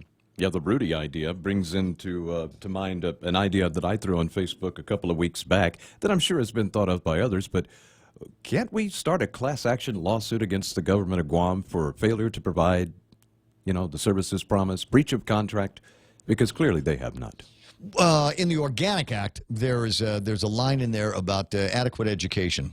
And Bob Klitsky, when he was a senator, was able to use that to drive home a point. It is a requirement of what is essentially our Constitution to provide children with an adequate education. And then he went on to define what that adequate education was in his own brilliant, kind of Bob Klitsky fashion. There is a law now that describes that it will highlight exactly what we believe are components of an Adequate Education Act, and those are the standards. standards. Unfortunately, it being a creation of the legislature, anything the legislature does can be undone. And so they have screwed around with some of those standards over the years. And as you might imagine, Bob Klitsky was pretty quick to get on the radio and point out the failure of the legislature to even live within what we thought were pretty reasonable standards. You know, certified teachers in the classroom. Air conditioning has to be at this temperature all the time, year-round, 24 hours, for whenever the kids were in school. Anyway, so there's a thought. But I don't mean to be frowny-faced because, like I said, today is the first Friday of the month. But something to think about. Something to think about because we're not going to have to wait too long before the same people that asked for our vote and told us they were going to change our lives for the better are going to be coming out of the woodwork doing it again. They're going to come back. I said, we're going to do it again. I'm sorry I wasn't able to do it in my first term because it was my first term. I really needed to do 2 terms for this to work for you, the people of Guam, who I love and cherish and hold in my heart 24 hours a day, 7 days a week. They're going to be asking you for that again. So I'm just saying we need to be prepared to say, well, you know what? You asked for our vote, made $60,000 last year. What did we get for that? And take a look at the measures that have passed over at the legislature and see which ones of those are going to be making a significant difference in your life. I had to laugh. I told you I've been bragging about going diving on Sunday, right? And I didn't see them. But a couple of people, in fact, Sam did. Sam and a couple of other people in the group that we were in did see turtles, as in sea turtles, right? Endangered species. And the one that all the bedwetters are going, oh, my God, we got to save the turtles. No more plastic straws. No more plastic bags because the turtles. And so we got on the boat, and they were going, we saw turtles. We saw turtles. I said, were they suffocated by plastic straws or plastic bags? No. Okay, just checking. Because to hear some of these people talk, you would think that virtually every turtle and dolphin and whatever is being strangled by something that is made of plastic. I'll admit that I question the use of plastics in packaging and whatever else that I've got, and trying to use them multiple times. And that's just, in my mind, it's an efficient thing to do. And I get the burden, but. I don't know. Some people just go absolutely crazy with things that I don't think are going to make that much of a difference one way or the other. Hey, it's 9:32 in the morning. You've got the telephone number. You got the WhatsApp. You got the Facebook. You want to hang out and talk about something. You can. What was it that Chris was saying? There is all this talk about obtaining money from PSAF, Fed funds from this and that, and a number of other things. Too many to list. And on the same hand, we hear about the lack of fiscal responsibility and the lack of. We're talking about a government who can't even automate on a tax system and/or not even have the funds to pay what is due or collect the overdue. It's an interesting point here. Some basic stuff that needs to be done. I don't mind paying my taxes. I don't mind being enforced to pay my taxes. And if it requires us to go out there and maybe get a loan to stand up another system that Daphne can use to help, why not? Because I think in the end, it'll bring in money and it'll save us some dough on human beings. Nick says, they taught us this. Like Jeffrey Pelt said in The Hunt for Red October, listen, I'm a politician, which means I'm a cheat and a liar. And when I'm not kissing babies, I'm stealing their lollipops. But it also means I keep my options open. I'll consider some options after these. iConnect time, it's 9:34. Run to iConnect and learn about how they can save you some money on mobile and internet plans. 888-8888.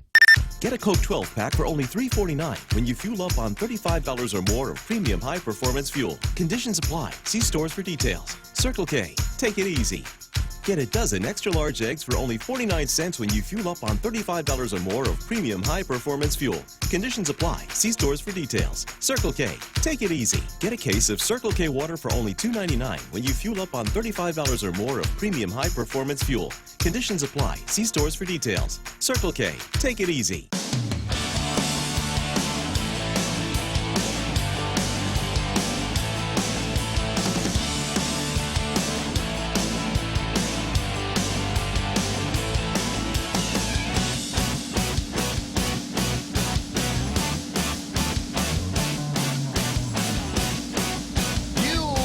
Think that I'm just being picaroo. You're going to say, Ray, you're just saying things on the radio to get a rise out of the listeners. This is borderline shock radio. No, but I don't mean it to be. I'm going to tell you a story. Read you bits and pieces of this story about PFASs, and I'm sorry, it's going to be the thing. Depending on what happens between the legislature in Adelup and the Attorney General's office, the whole conversation about PFASs is going to be but we're going to be waiting on a big fat payday from 3M and DuPont and all of these other companies for whatever seen or unseen damages as a result of merely having PFASs in existence somewhere on Guam. And you might be wondering why there is an urgency. Well, the urgency outside of the idea that there could be this incredible payday in a class action lawsuit stems from the fact that there could be some actual issues with the water. I mentioned some of this to you yesterday, and they say that there's increased risk of the developmental issues in kids, and thinner bones, cancer risk, problems with livers, kidneys, the internal organs, and all of that other stuff. And you might have gone, yeah, so what? What difference does that make? You can get that from that was all the things that they said were going to happen when they came out with radio read meters. It's the same thing that people that are fighting 5G are going to be saying. Well, how about this? There is a study that says that PFOA and PFOSs cause lower sperm counts and smaller penises. I'm not making this up. I'm not running this story just so I can say penis on the radio. I've been doing this for 40 years. It ain't the first time. There's a new reason, this story says, to be concerned about toxic chemicals used in nonstick pans, waterproofing products, and firefighting foam. Oh, yeah, that's where you can find this stuff. You have a Teflon pan at the house? Yeah, guess what they use to make it Teflon-y? PFASs. It could seriously impair male reproductive health. Researchers have already documented that PFOA and PFOS, two compounds in the class known as PFASs, reduce the fertility of male mice, rats, and rabbits. The new study, published by the Journal of Clinical Endocrinology and Metabolism, shows that young men exposed to the chemicals have a range of problems with their reproductive system, and also lays out, for the first time, how these chemicals interfere with hormones inside the cell, and some of them are caused. And I riffed on this a little bit yesterday. I have no idea how they would put together the survey. My understanding is the research was done in Italy, where they showed seemed to be some of these men that were had smaller penises or grown up with smaller penises. And I'm going, well, but by what measurements did they have initially to make this judgment call that they're getting smaller? Is it possible that they were small to begin with and nobody noticed? I don't know. I'm just saying these are part of the crazy set of headlines that are floating around with these PFASs. At any rate, we'll leave that. I'll leave the rest of it to your imagination, because you're a science person and you're probably already putting together in your head how to conduct research on whether or not PFASs in the water systems here on Guam might be responsible for, and we'll just call it male reproductive issues. I'm not going to say male penises are getting smaller here on Guam. Is it possible?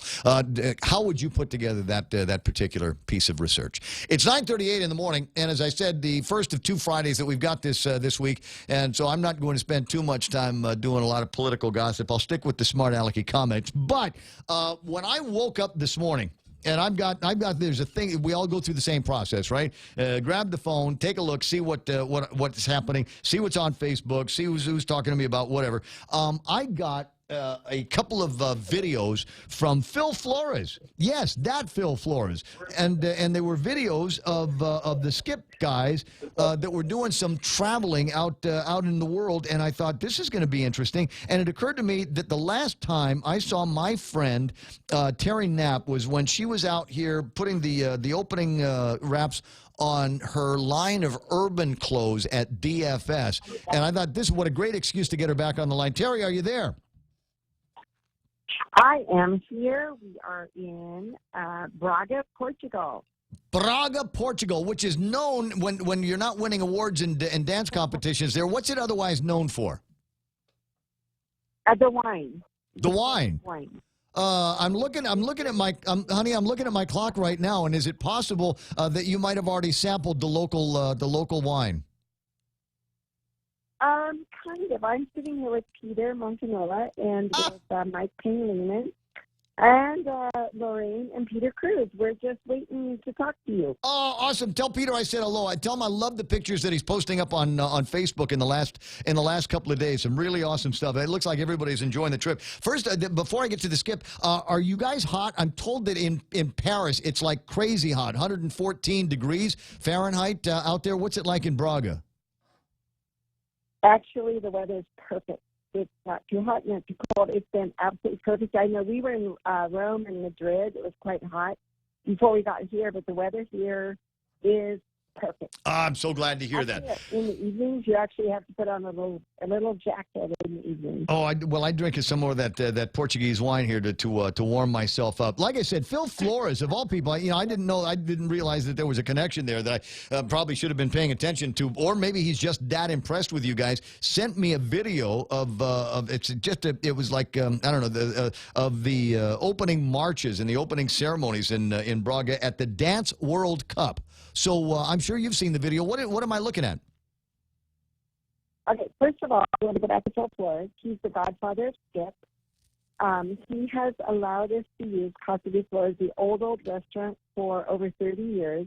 And if it wasn't for him, I don't believe we would be where we are. So I always acknowledge him and what he's done. He's the one that's behind this whole thing that kept Skip going. And making it affordable so every child can be a part of it. And he's our godfather. He's the best. Nice. Mike, I'm going to restart the video. Maybe we can get the audio playing so that people can hear what it sounded like as the kids were parading through the streets of Braga, Portugal. Absolutely. Yeah, because I mean, the passion is crazy. It looks like one of those demonstrations in Hong Kong with all the kids and just a mob of people. Just a mob of people. There are 6,000 dancers plus families parading through Braga. It was amazing. We're singing, just cheering all the way through with the Guam flag, everything. It was awesome. So now the competition has begun, right? I mean, the other piece of video I got from Phil was a stage piece. I don't have that to play right now, but it was a stage piece. I couldn't actually tell what was going on, but it looked like somebody was getting ready to hand up an award to the Guam Skip troupe. Yes. First of all, there are over 60 countries represented, and South Africa is amazing, the UK is amazing, Spain, Portugal. It's just phenomenal competition. Today, we do different categories, but in one of our categories, we were 100%, the first time we've ever had a perfect score. Wow. And beat out everyone. Yeah. Wow.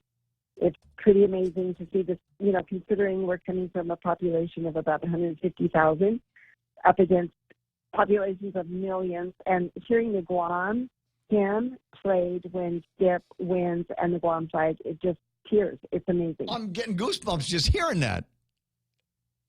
It is. Everybody. Our tears. And then people running up to our kids, wanting pictures with them, wanting to know where Guam is, and just so interested in Guam. And, of course, our kids are so hospitable and congenial to everyone. And everybody wants to know about Guam, where Guam is. Mm-hmm. How did the kids get so good from this tiny little island? Well, I don't know. I know that they spend a lot of time working on once you've got the dance, the song picked out, and the dance that you're going to do the song picked out. I know that you guys put an incredible amount of work into making sure that the kids know where they're supposed to be spiked on the stage, what the next move is going to be, what you're supposed to be wearing. So it's not just a bunch of kids getting up and dancing. There is a whole every single one of these dances is into and of itself a major project. So it's just, getting the right dancers up there. Oh, absolutely. Right moves, right clothes, right song, right energy, I think, which has never been a problem for Skip. Our energy, oh my gosh, our kids' energy is amazing. I think they do it because they love it. I also have to give credit to Brian Esperon, who started with Skip when he was 6, stayed all the way through, went up to Loyola Marymount, graduated at the top as a dance major, stayed in LA 2 years and came back to Guam and is giving back these kids. He stayed on island for 3 years, so he's got them so trained. I don't know if you've seen any of his videos, but some of his YouTube videos have over 1 million views. Oh boy, yeah. Guam is getting recognized, and by some big superstars. Right. So there's talent. I mean, there's talent behind the creation of. There's talent behind the creation of the dance moves here to begin with, and then the rest of it is the different collaborations on what the other components are going to be that go into that dance, and sometimes it's more dance, and sometimes there's almost acrobatic moves that go into it. Absolutely, and I just corrected. Some of our videos now have over 13 million views. Pretty amazing. Are you getting any money on that? Or did you sign up for that on Guam, or did you sign up in the States so that you can monetize those? Sure. Hey, Ray, I'm getting pennies every day off of this. No. The YouTube sends her a check all the time. No. Send me a check. Hey, I just have to credit him. It's been amazing what he's done with really working with the kids and patience and making sure his choreography is amazing, and just the way he works with the kids and his demeanor. He's just calm as can be. Unlike me, he's very calm. I like that. Hey, can I get your thoughts on something kind of just loosely associated with this? I was talking about acrobatics, and it got me thinking about Caitlin Ohashi, the gymnast from UCLA. Isn't that something special? Oh, my gosh. Unbelievable. It's just another type of a talent that is crazy. I watched that floor presentation that she did, and the way she was, it felt like she was winking at me the entire time she was doing that routine. It was just a beautiful piece. The energy that she put into it, the eye contact that she made with the audience, and just some of almost the sassiness of the moves that she was doing. And I thought that, in my mind, is great. I'd actually like to see more of that incorporated into dance. Do you think that'll be a little bit more of a trend in the near term? I think so, and I think we really work on that because we want to draw the audience to us. So we really work on that. Absolutely, it's huge because you want the audience to be a part of what you're doing. Absolutely. Gotcha. And now as I said when I brought you in, the last time that you and I saw each other is at the launch of your urban clothesline at DFS. How's that venture gone? That's going well. We're doing more hats there for them. We're just doing a lot of different companies. We're working now actually with a big company out of Cabo San Lucas. So it's kind of a crazy world. In fact, if you look up, there's a magazine called Ocean Blue World, and Brian and Skip will be featured in the magazine coming out. It will be published. They go to print on Saturday. And Adam Levine is on the cover. So that's kind of a big deal. Ocean Blue World. Okay, yeah, I'm on their website right now. Luxury magazine. When it comes out, let me know, and we'll post the links up on the Facebook Live so everybody can see what's happening with the boy and all of that. But so they're going to be featuring his clothes. Yes. Nice. Well, no, they're featuring Skip. Oh, Skip. Oh. The clothing because we're doing the yes. In fact, it was supposed to go to print today. The publisher just contacted me today, and after she had heard about what we were winning here, they're holding the publication to be printed on Saturday, so the actual finals are in, so they can highlight Skip. They're bringing some of the Skip dancers to Cabo for the ATP finals, which is the International Tennis Tournament, which is at the end of the month. They're flying some of the dancers out to Cabo. What great opportunities. Oh, my God. This is also another big deal for Guam. So when you guys coming back, as usual, a plane load, belly of a plane is going to be filled with trophies that the Skip kids are bringing back. I called them the Skip kids again. Skip Entertainment Group are bringing back to Guam. Yes. You know what? The tour actually ends on Sunday, but some of the kids are going on to do some more touring of Europe, and some are coming back. So most will be back around the 15th, and then some of them will be leaving for Cabo San Lucas around the 20th of July. Gotcha. Well, I hope there's an opportunity. Now, when are you going to be back? ATP. I probably after Cabo. I'm staying out in San Diego until after Cabo San Lucas, and then I'll be back in August. Gotcha. Terry Knapp on the line from the Skip Entertainment Company, and again, send our congratulations to the kids. I knew it was going to be a great day when I opened up my WhatsApp, and those were the first two things I saw. So this is going to be Oh a my great. gosh, I got to tell you the other thing. Mm. This wouldn't happen without our parents. We have the absolute most incredible parents in the world who are willing to put up with my craziness, what I envision, and also the amount of hours that they put in with their kids to get them to rehearsals, to get them wherever they need to be. They're incredible, and I just wish more parents could see them as an example of how to raise incredible kids. Yeah, because I've equated it to a cult in the past.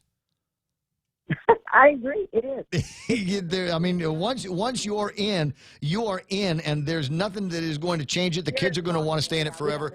And there's going to be Saturdays at Carline, and there's going to be all kinds of, you've got and there's makeup and hair and shoes, and there is this whole thing. When you are raising a Skip daughter or son, just be prepared for the long haul.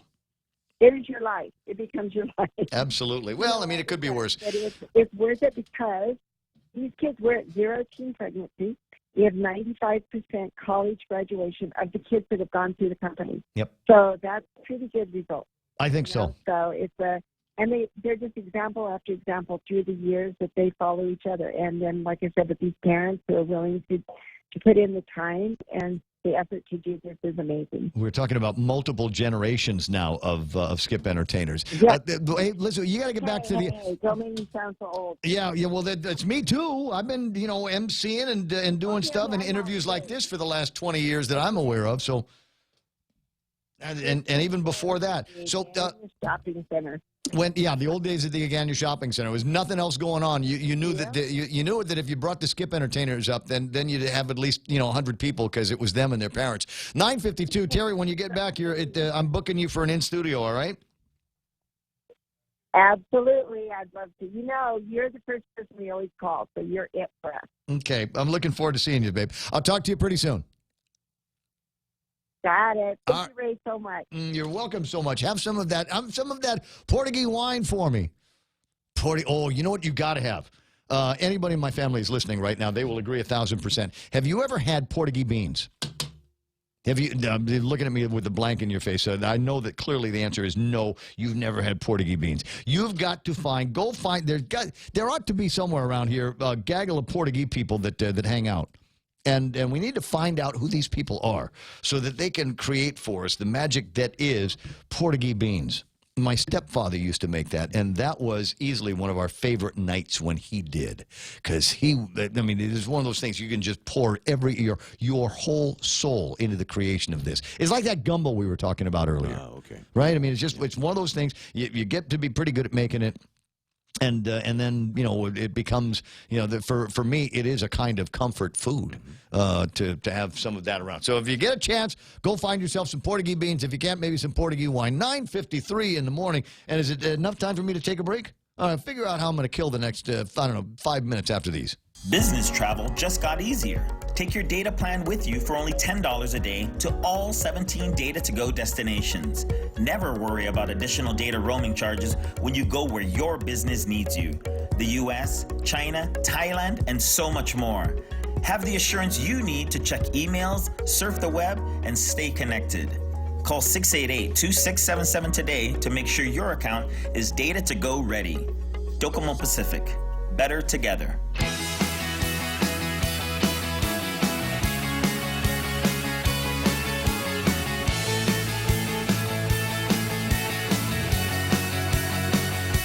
So normally the question would be, what will I have left to talk about tomorrow? What's on today's table of contents that I wasn't able to get to that I might be able to start with tomorrow? And there are actually one or two things. There's a story that comes from the American Association of Family Practitioners where they speak about Guam's problems. This is a national organization. Speak about Guam and the territory's problems in a very matter-of-fact way.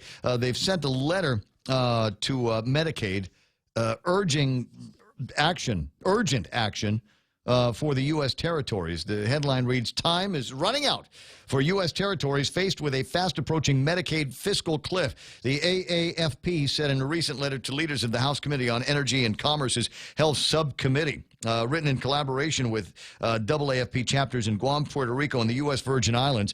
Unlike states' Medicaid funding mechanisms, financing for territorial Medicaid programs is capped, and the federal medical assistance percentage for the territories is set by statute at 55%, significantly less than that of the states.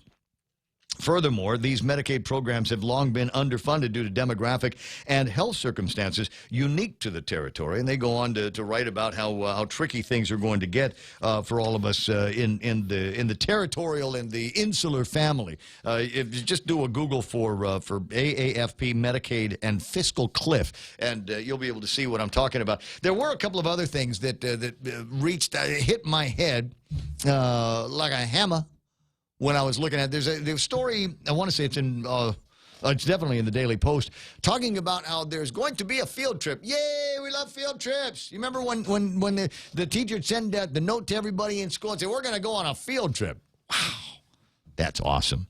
Because a field trip means that it's not going to be any boring class lectures. We're probably not going to get any homework assignments at the end of it. There's probably not going to be a test or anything like that. We get to go on a field trip, ride a bus. We're leaving the actual school campus and getting on a bus, and we're going to go someplace, and we're going to see something we wouldn't normally see. Or go watch a movie in a theater because it's too big for AV in the system at school, so we're going to actually watch a show in a theater. I used to love field. As you can tell, I still love field trips. When I was a member of the Rotary Club, my favorite Rotary meetings were the ones where we would say, okay, we're not going to meet at the hotel. Instead, meet us at Cabras Island because we're going to be going on a ship. There was a buddy of mine used to run Matson years ago. Yeah, it was Matson. And we decided that we kind of invited ourselves on a field trip because very few of us had ever actually been on a container ship. Right?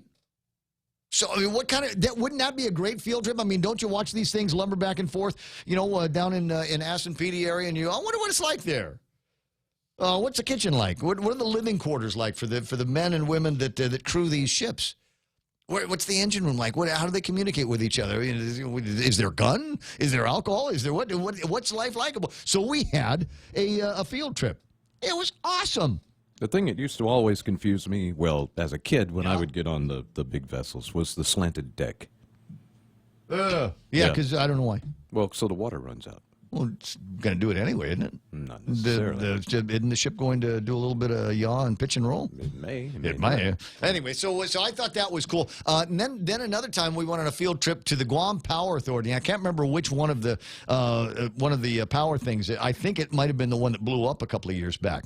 But I remember being in there in the control room and the dispatch and the operations, and I'm going, this is the best.